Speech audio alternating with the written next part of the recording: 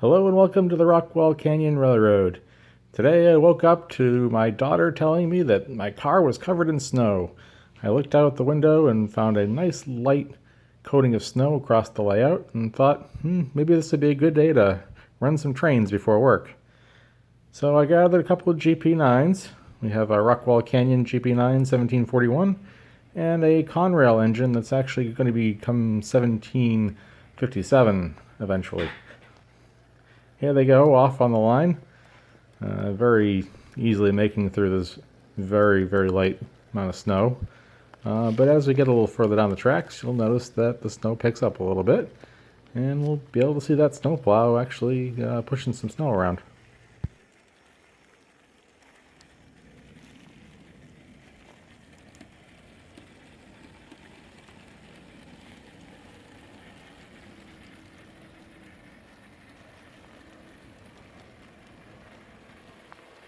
Alright, so we're coming along here plowing with the pilot plow in the locomotive.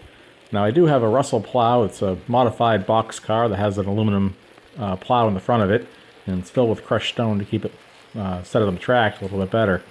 But as you can see, the snow's so light that the pilot plow is doing a great job. It's pushing the snow out of the way and everything's going along wonderfully.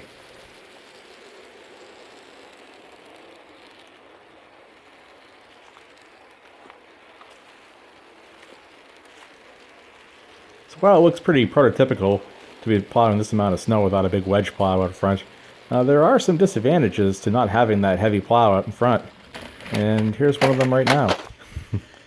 As you can see in the track, in the slow frame, the locomotive is hitting an acorn that a lovely little squirrel has left between the ties, and it was no match. The locomotive just jumped right over it and landed on the ground. Well, thankfully, there was no real damage, and I was able to put things back on the track, and off we go.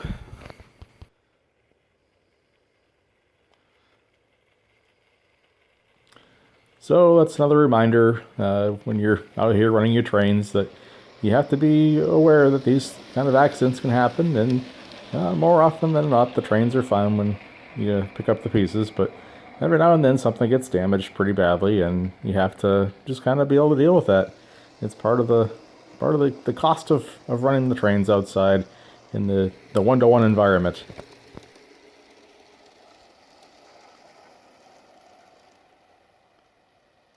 Now, winter running can be especially tough on the trains.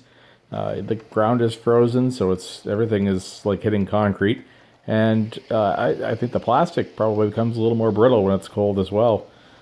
So there's some measures that you can take to help preserve some of the parts. I use a contact adhesive called E6000 on most of my parts. It's something you can pick up at Walmart. And it's more of a tackier glue that allows the finer detail parts to be kind of held on with a little more of a rubbery adhesion as opposed to more of a stiff super glue, which tends to be more brittle. That's worked out well for me for quite a while.